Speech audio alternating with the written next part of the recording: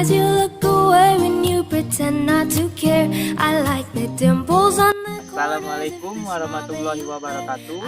Perkenalkan, nama saya Ahmad Gaga Al-Rasid, NIM L1A119109.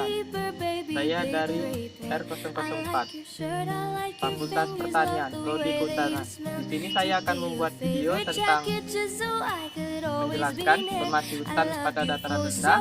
Dan sekarang saya berada di pinggiran, tepatnya di hutan kota Mayang, Jambi.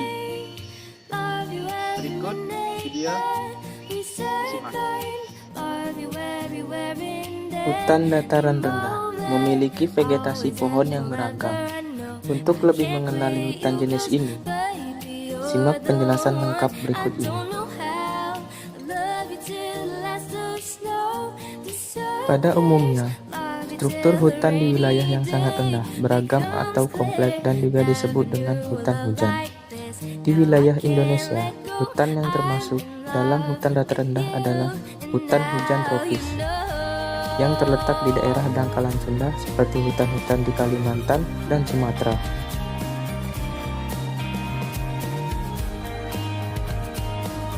Berikut ciri-ciri dari hutan dataran rendah, yaitu memiliki curah hujan 2.500 sampai 3.000 mm per tahun.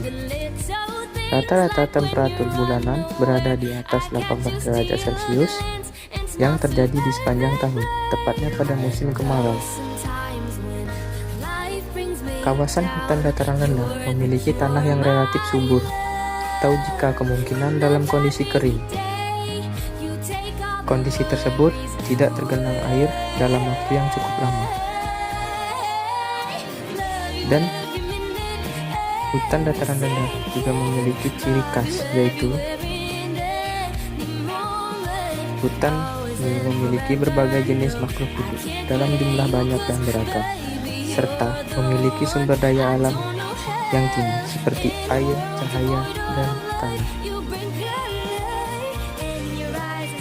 Lahan seluas 1 hektar di hutan dataran rendah dapat dihuni oleh 100 hingga 200 jenis tumbuhan, pepohonan tumbuhan dengan rapat dan lebat, serta selalu hijau sepanjang tahun.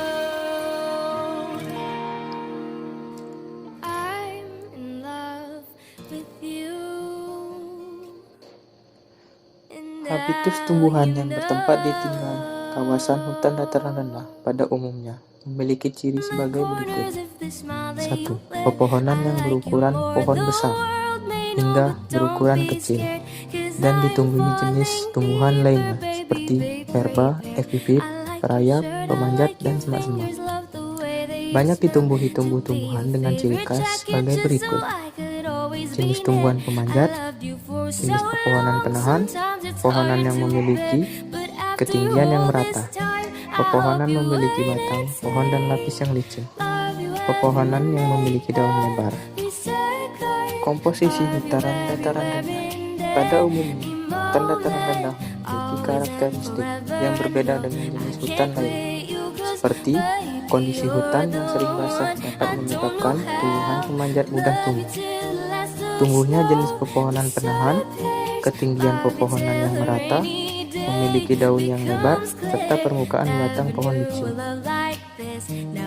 Karakteristik tersebut dapat membentuk komposisi hutan dataran rendah, berbeda dengan jenis hutan lainnya. Adapun komposisi yang dimiliki oleh hutan jenis ini yaitu sebagai berikut. 1. Hutan dataran rendah memiliki keunikan, yaitu vegetasi dengan daun yang meruncing. Fungsi dari daun yang meruncing adalah untuk memudahkan membuang air di daun sehingga dapat menahan jenis tumbuhan epifit tumbuh subur. 2. Hutan dataran rendah memiliki 3 lapisan pepohonan, yaitu zona eufotik, merupakan zona lapisan pepohonan yang terdiri atas kanopi pepohonan yang menerima cahaya matahari dalam jumlah besar. Zona oligofotik merupakan zona lapisan pepohonan dari mulai atas bawah kanopi pohon sampai dengan bagian lantai hutan. Zona K merupakan zona lapisan yang terletak di dalam tanah, kawasan hutan dalam bentuk sistem perakaran pohon. Dan ada pula manfaat hutan dataran rendah, seperti 1. Hutan dataran rendah dijadikan sebagai paru-paru bumi. Oleh karena itu, patut dijaga dan dilestarikan oleh manusia. 2.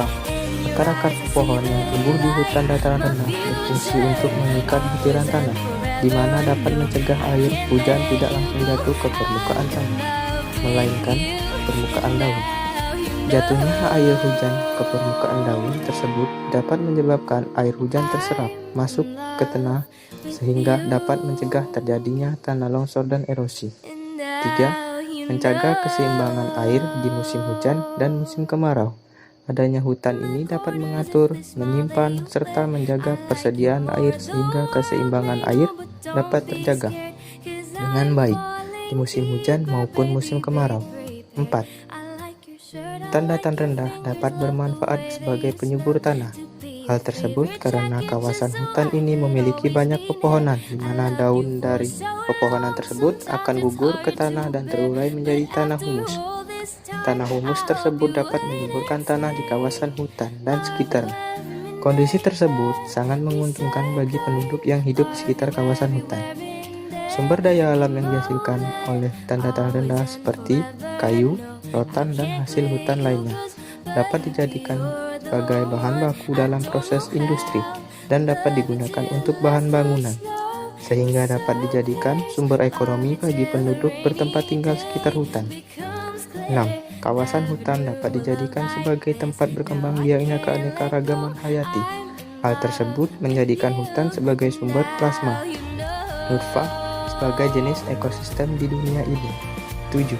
Banyaknya pepohonan yang tumbuh berkembang di kawasan hutan dataran rendah dapat bermanfaat untuk mengurangi pencemaran udara yang ditimbulkan oleh asap kendaraan bermotor serta polusi udara karena proses industri. Begitu banyaknya keanekaragaman hayati, tumbuhan, dan beberapa bentuk kehidupan lainnya membuat hutan dataran rendah dihuni oleh berbagai macam spesies. Contohnya, hutan di Pulau Sumatera dan Kalimantan merupakan habitat spesies bagi mamalia besar. Adapun mamalia besar yang banyak ditemui di hutan ini yaitu rusa, beruang, harimau, tapir, dan naga, di mana ekosistem tersebut dirujuk sebagai hutan hujan tropis. Dapat disimpulkan bahwa hutan hujan tropis dataran rendah merupakan tempat melimpahnya berbagai jenis organisme dan dapat juga dijadikan sebagai sumber utama penghasil kayu. Selain sebagai sumber utama penghasil kayu, kawasan hutan dataran rendah dapat dijadikan sebagai sumber kekayaan kayu komersial dan akses bagi pengangkutan kayu menggunakan alat berat kehutanan. Hal tersebut menunjukkan bahwa terpeliharanya kawasan hutan dapat dijadikan sebagai sumber ekonomi bagi penduduk di sekitar. Hutan dataran rendah merupakan ekosistem yang mengalami kerusakan paling parah dari aktivitas hak pengelolaan hutan. Hutan dataran rendah menjadi tempat tumbuh paling baik kayu-kayu komersil. Indonesia memiliki 238 jenis Dipterocarpae dari 386 jenis yang ada di seluruh kawasan Malaysia. Jika hutan dataran rendah dalam kondisi masih bagus, maka secara fisik di lapangan dapat terlihat dengan mudah. Cirinya antara lain lantai hutan yang bersih dari semak dan belukar dengan pepohonan utama yang tinggi. Hutan dataran rendah di Sumatera dan Kalimantan menjadi habitat bagi spesies mamalia besar. Ekosistem ini banyak dirujuk sebagai hutan hujan tropis sebenarnya. Hutan hujan tropis dataran rendah sejauh ini menjadi sumber utama pemanen kayu. Selain karena kekayaan jenis kayu komersil, secara ekonomi hutan dataran rendah juga memudahkan akses penyangkutan kayu. Melimpahnya berbagai jenis organisme tersebut disebabkan oleh daya jelajah hutan dataran rendah sebagai berikut. 1. Relung hidup yang lebar sehingga berbagai jenis organisme dapat hidup dengan nyaman di dalamnya. 2. Terjadinya perubahan fisik siklus perkembangan hutan yang terus mengalami pembaharuan. 3. Adanya interaksi hewan yang hidup di hutan yang berfungsi membantu proses penyerbukan tumbuhan. 4. Keanekaragaman organisme di kawasan dataran rendah dapat membantu penjemaran biji-bijian dalam siklus perkembangan. Dan yang terakhir, adanya syarat kehidupan yang bervariasi sehingga membantu berbagai jenis organisme untuk dapat dan berkembang biak di kawasan hutan dataran rendah. Begitu banyaknya keanekaragaman hayati, tumbuhan, dan beberapa bentuk kehidupan lainnya membuat hutan dataran rendah dihuni oleh berbagai macam spesies. Contohnya di hutan Pulau Sumatera dan Kalimantan merupakan habitat spesies bagi mamalia besar.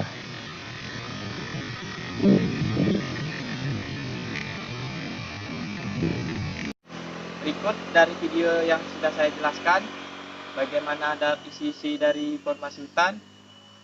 Untuk kurang dan lebihnya saya mohon maaf. Dan saya akhiri. Wassalamualaikum warahmatullahi wabarakatuh.